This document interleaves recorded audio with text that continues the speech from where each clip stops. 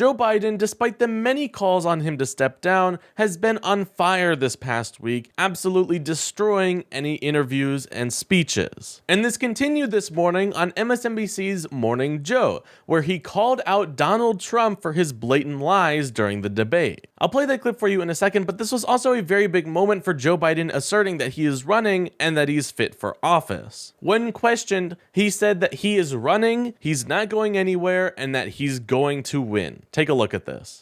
Okay, so you have repeatedly said that all of these people and entities are wrong. And let me go through them. The New York Times editorial board, The Economist, the Atlanta Journal-Constitution, the Boston Globe, Jerry Nadler, Seth Moulton. Let me go to Julian Castro, Tim Ryan, David Axelrod, David Remnick, Richard Haas. Yeah, I know which one you're responding to there. Zeke Emanuel. But they're saying that you should step aside. So what is your plan of attack moving forward? These are pretty big names. Is to go out and keep doing their big names, but I don't care what those big names think. They were wrong in 2020. They're wrong in 2022 about the red wave. They're wrong in 2024. And come out with me. Watch people react. You make a judgment. You make a judgment. Mm-hmm. And by the way, I'm going to have all these foreign leaders here. I've been in contact with the new British Prime Minister. Anyway, look, the country, the rest of the world is looking. Our allies are looking for U.S. leadership. Who else do you think could step in here and do this? I expanded NATO. I solidified NATO. Ask your brother about it in Poland. I made sure that we're in a position where we have a coalition of people of the nations around the world to deal with China, with Russia, with everything that's going on in the world. We're making real progress.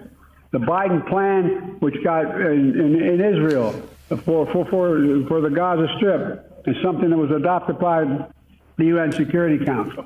Whether it comes to fruition, it's awful close. We'll see.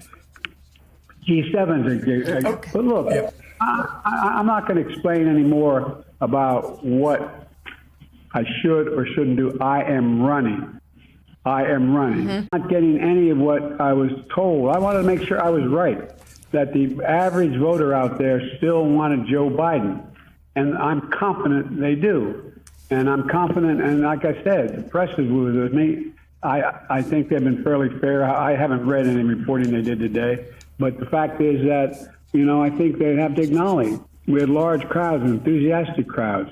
And, and now they're talking about whether I use a prompter. Well, I did it all extemporaneously. The fact of the matter is, I was using prompters too. I don't get that. But at any rate, the bottom line here is that we're not going anywhere. I am not going anywhere.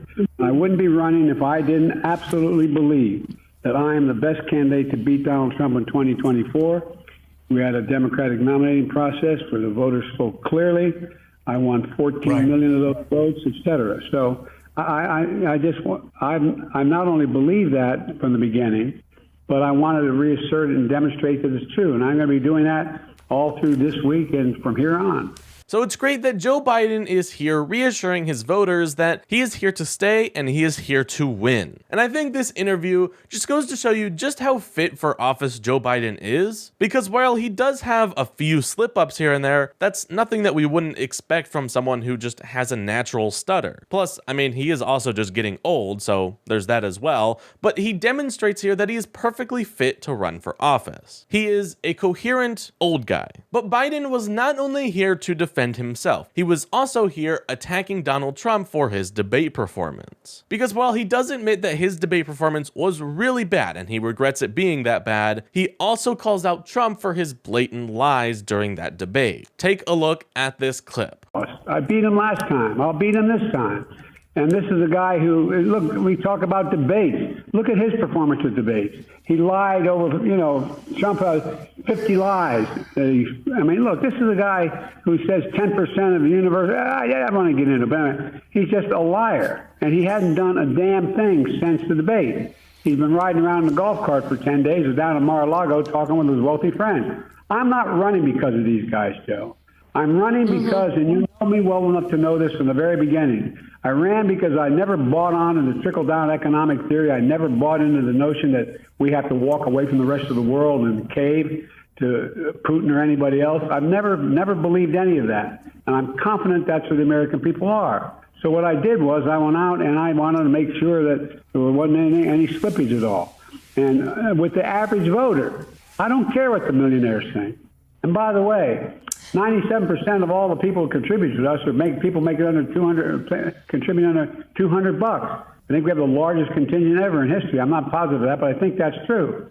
And so I want their support, but that's not the reason I'm running. I'm not running about what they think and what they care about. And by the way, you don't see a whole hell of a lot of them flocking to Trump. You don't see a whole lot of CEOs flocking to Trump. You don't see any. You see the major economists out there talking about what I have been able to do. I don't hear anybody talking about his economic plan likely to bring America around and keep America first. And by the way, here's Trump talking about all that he's done and you know, Trump and his debate night. He's a pathological liar. He lied about Roe. He refused to accept the outcome of the election. He refused to condemn January 6th. And he says, they claim, he spoke with Putin before he invaded. What the hell are we doing, Joe? What are we doing?